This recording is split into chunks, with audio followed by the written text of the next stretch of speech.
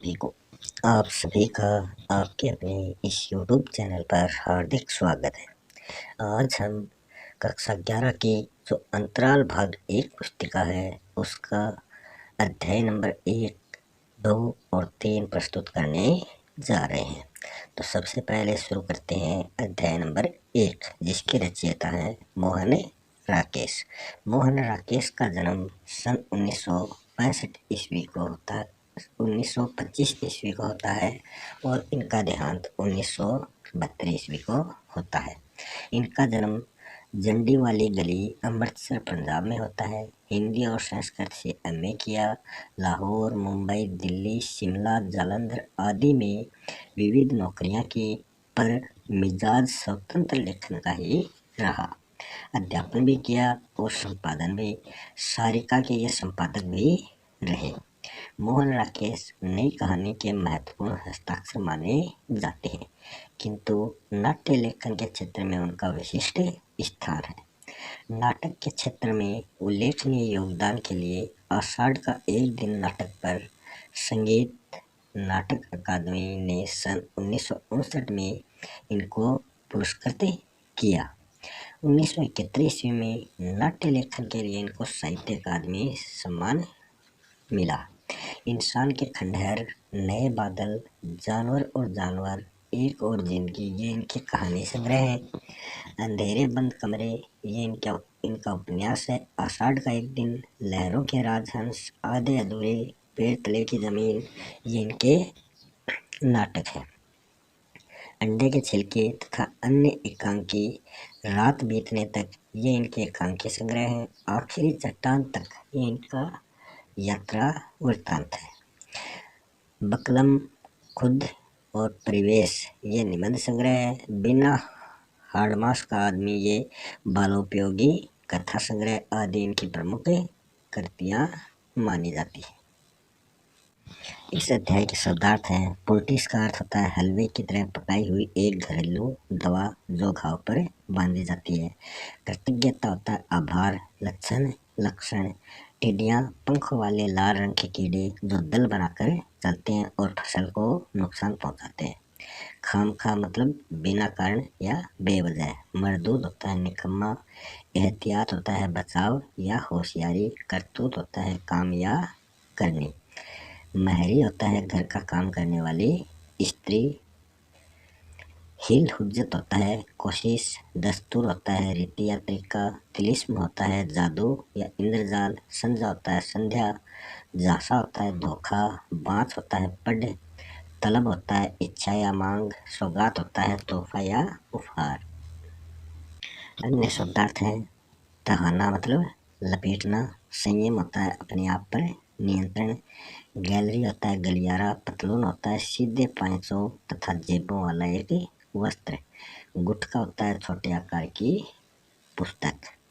पहला क्वेश्चन है, अंडे के छिलके एकांकी में पात्र हैं।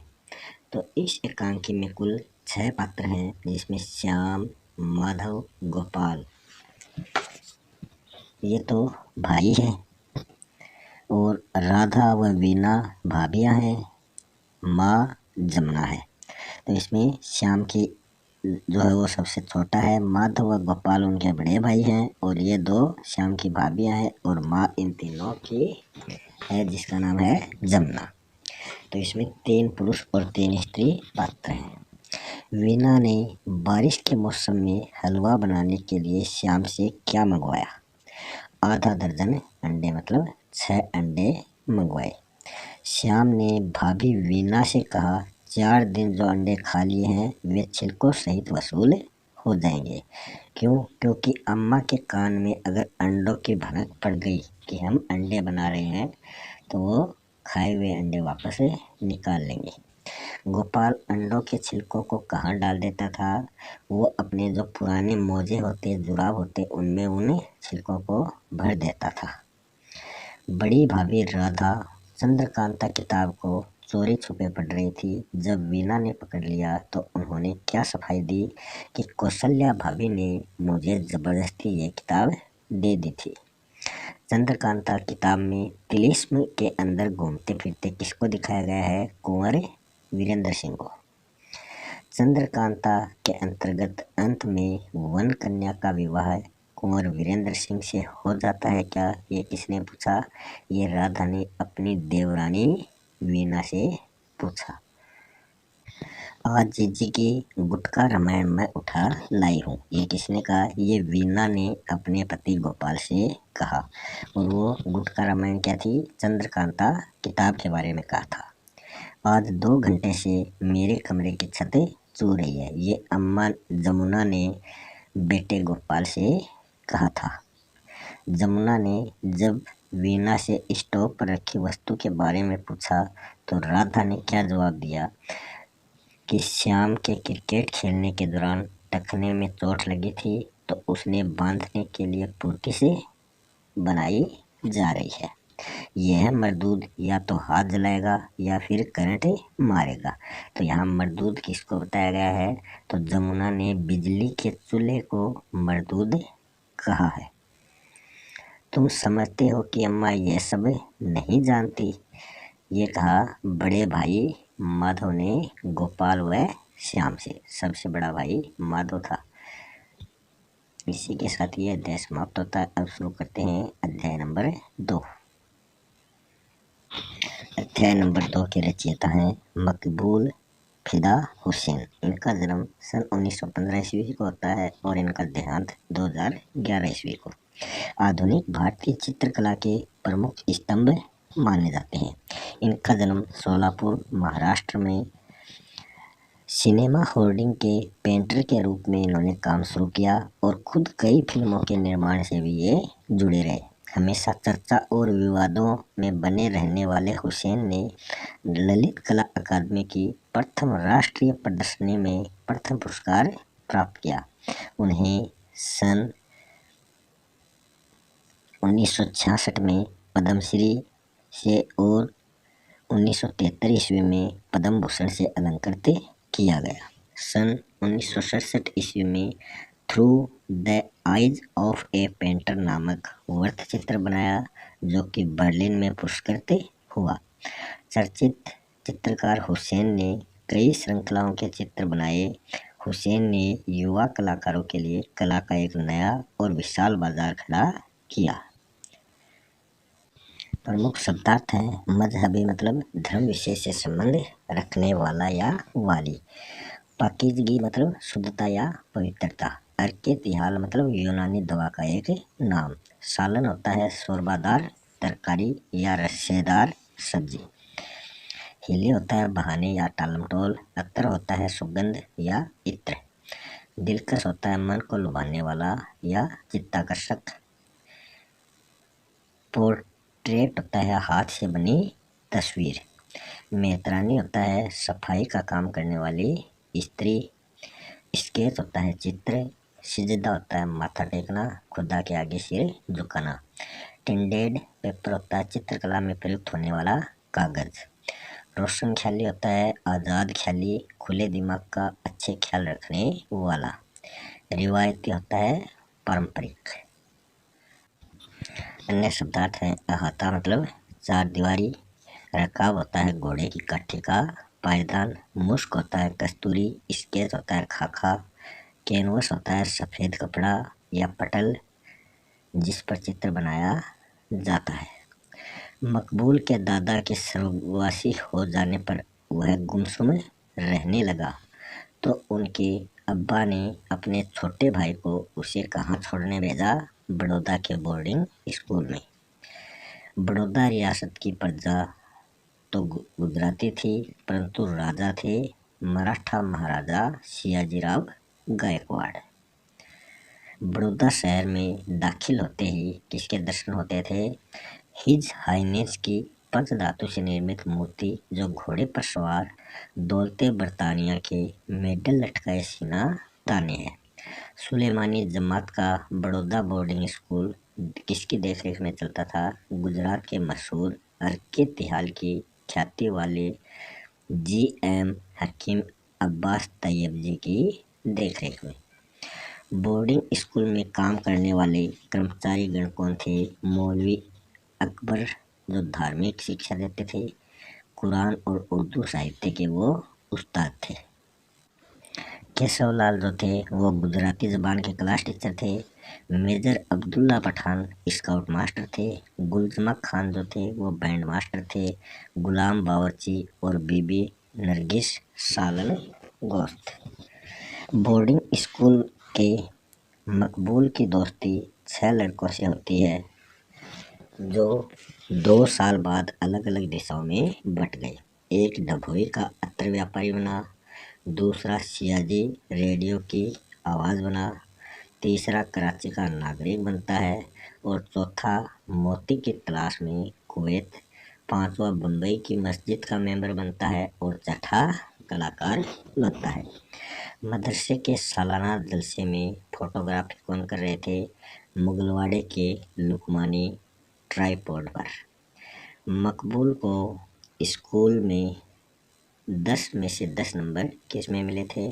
ड्राइंग मास्टर मोहम्मद अतहर द्वारा ब्लैक बोर्ड पर बनाई गई चिड़िया को हूबहू अपनी स्लेट पर उतारने के कारण फुल मार्क्स मिले थे। मकबूल के 5 दोस्त थे। मोहम्मद इब्राहिम, गौहर अली जो डभोई का तार था, अरशद जो गाने का शौकीन था, हामिद कंवर हुसैन जो कुश्ती लड़ता था, अब्बास अहमद जो स्वभाव से बिजनेसमैन था, अब्बास अली फिदा जो हमेशा हाथों में किताब रखता था।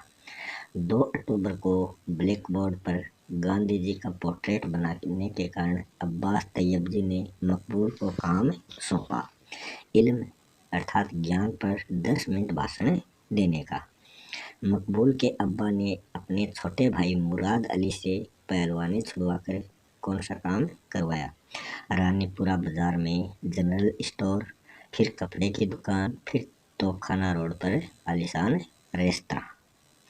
मकबूल के अब्बा उसे बिजनेसमैन बनाना चाहते थे परंतु उसकी रुचि थी ड्राइंग और पेंटिंग में। एक दिन मकबूल चाचा की दुकान पर बैठे थे तो सामने से फिल्मी इश्तिहार का तांगा गुजरा जो प्रचार कर रहा था कोल्हापुर के शांताराम की फिल्म सिंहगढ़ का रंगीन पतंग के कागज पर छपे पोस्टर से। मकबूल ने अली हुसैन रंगवाले की दुकान से अपनी भूगोल और इतिहास की किताबों के बदले में क्या खरीद लिया? ऑयल कलर की ट्यूब। मकबूल ने पहली ऑयल पेंटिंग चाचा की दुकान पर बैठकर बनाई थी।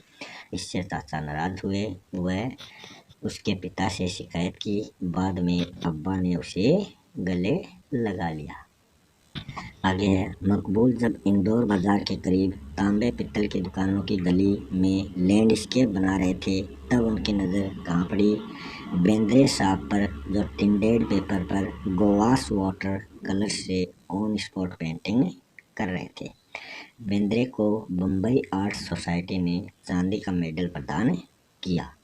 उनके द्वारा 1933 ईस्वी में बनाई गई वेंगबॉन्ड पेंटिंग पर जो अपने भाई को पठान वेशभूषा पहनाकर बनाई गई थी।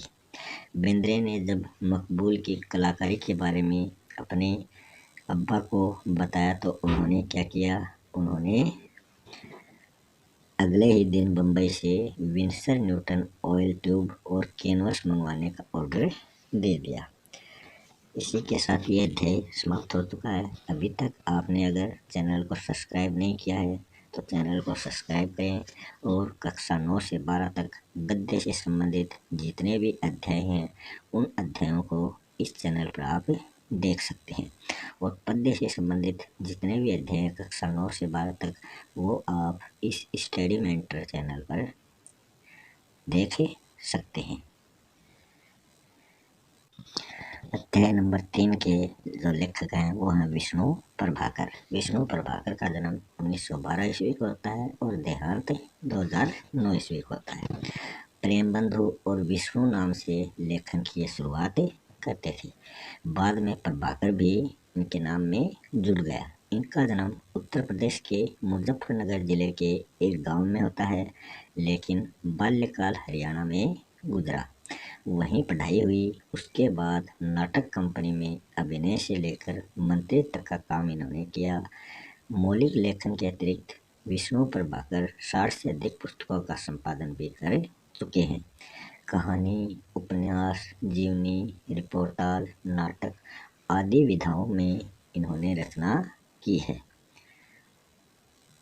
आवारा मसीहा शरतचंद्र की जीवनी है। प्रकाश और परछाइयाँ, 12 एकांकी, अशोक, ये इनके एकांकी संग्रह है। नव प्रभात, डॉक्टर, ये इनके नाटक हैं।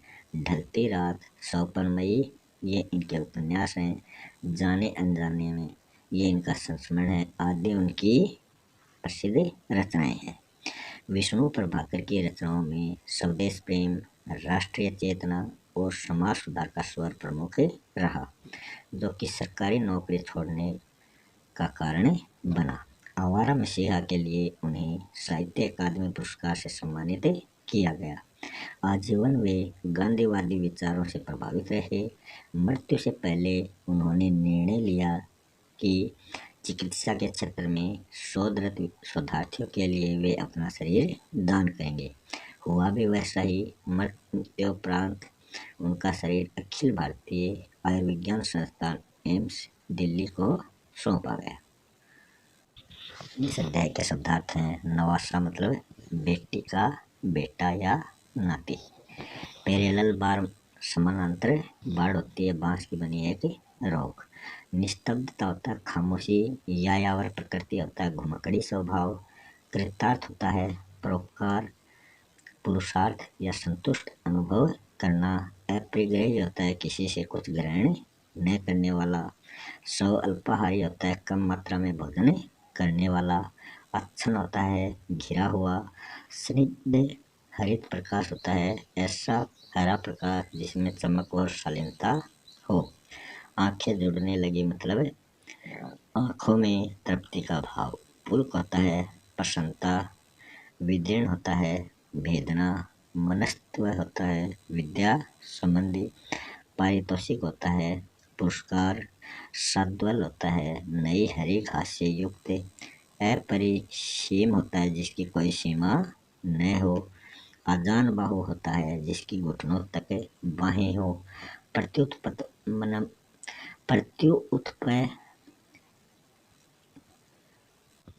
प्रत्युत्पन्नमति होता है प्रतिभाशाली जिसे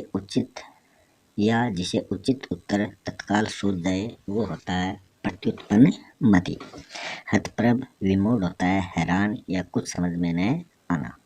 आत्मोत्सर्ग होता है आत्म बलिदान। सरंजाम होता है तैयारी या प्रबंध या काम का नतीजा। मूढ़ी होता है मुरमुरे या चावल का भुना रूप। निरुद्वेग होता है शांत या उद्वेग रहित। खिरनिया होता है पीला फल एक कल्प वृक्ष। कमचिया होता है बांस आदि की पतली टहनी। निविड़ होता है घना घोर। स्फुरण होता है कांपना हिलना पकड़ना। गल्प होता है कथा या कहानी। धर्मशिला होता है वह स्त्री जो धर्म के अनुसार आचरण करती है। पदस्खलन होता है अपने मार्ग से भटकना या पतन होना। अपाठ्य होता है पुस्तकें होता है न पढ़े जाने योग्य पुस्तकें। अभिज्ञता होता है जानना। अन्य शब्दार्थ है स्तूप होता है शिखर। लांछित होता है कलंकित। झाऊ होता है मोरपंखी जाति का पौधा जिसकी पत्तियों से दवा बनती है। शिल्पी होता है कारीगर। गुल्म होता है एक जड़ से कई तने निकलना। कट्टरता होता है रूढ़िवादिता। कृतार्थ होता है सफल।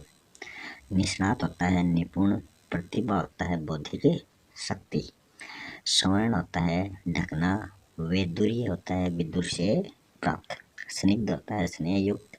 यथेष्ट होता है जितना जरूरी हो। पारावार होता है समुद्र। कर्मण्यता होता है निष्ठलापन। पर्यवेक्षण होता है देखभाल। पैशाचिक होता है क्रूरता पूर्ण। डोम होता है चांडाल। छिप होता है छड़ी जिसके डोरी बांधकर मछली पकड़ी जाती है। चलो पुराने बाग में घूम आए। शरत ने अपने से कम उम्र के मामा सुरेंद्र से ये बात कही थी। ओह कितनी प्यारी जगह है भागलपुर। शरत ने अपने ननिहाल के बगीचे के पौधों से ये बातें कही।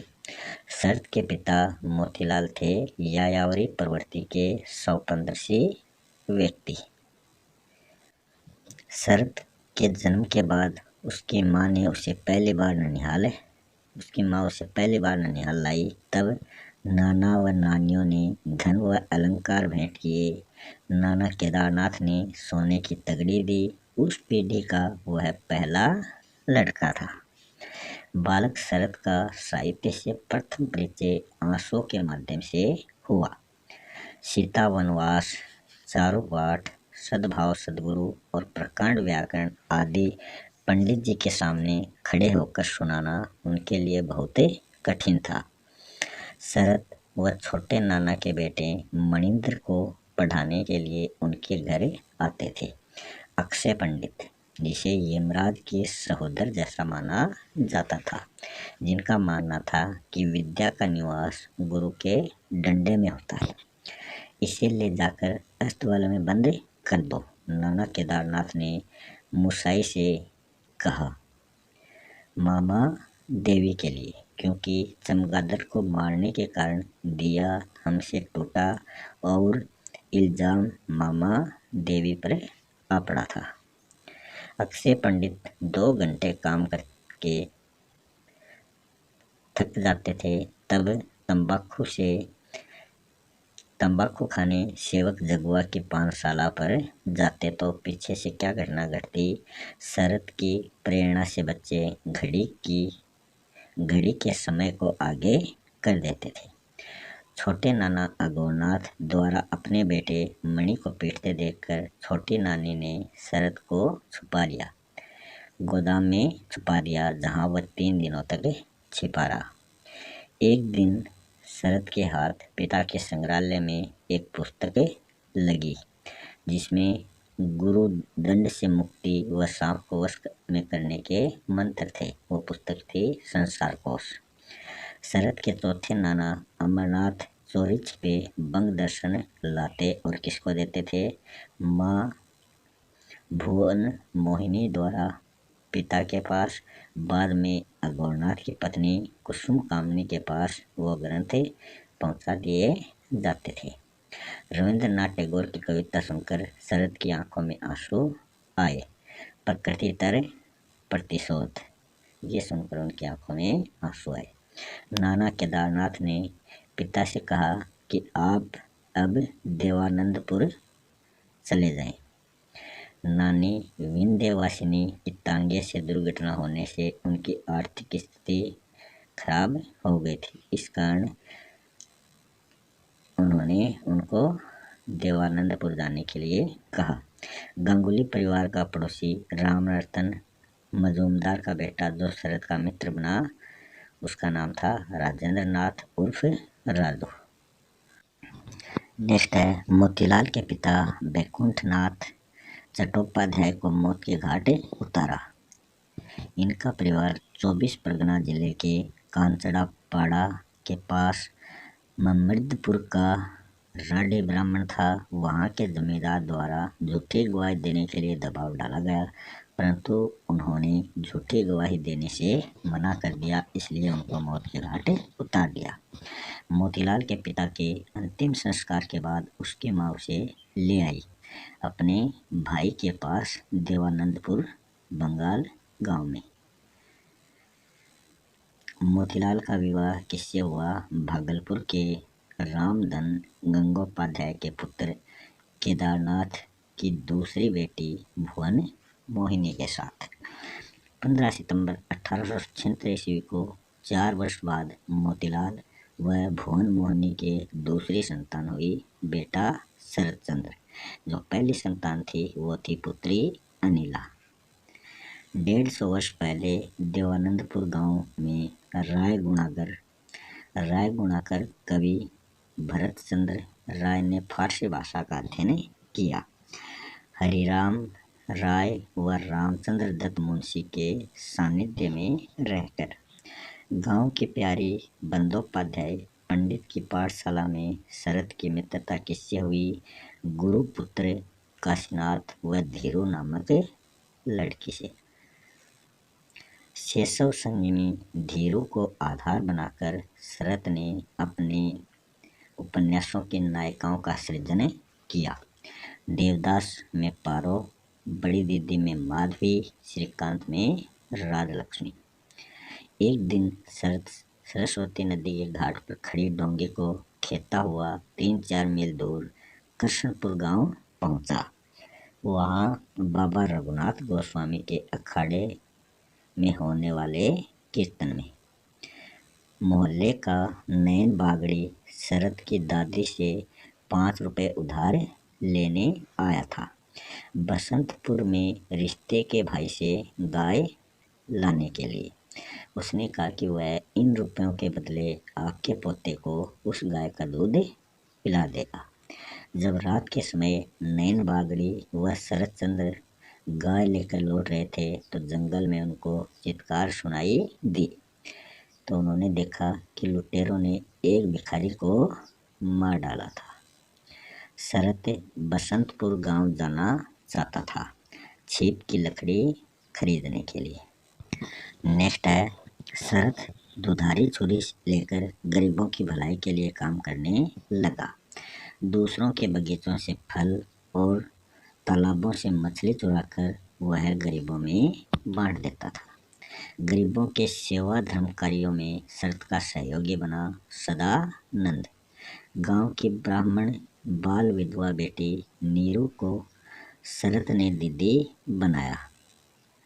वो थी सुशीला, जो परोपकारणी, धर्मशिला और कर्मठ लड़की थी।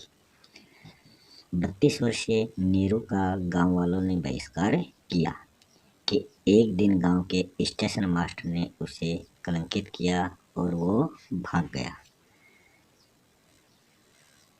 विलासी कहानी में क्या दर्शाया गया है?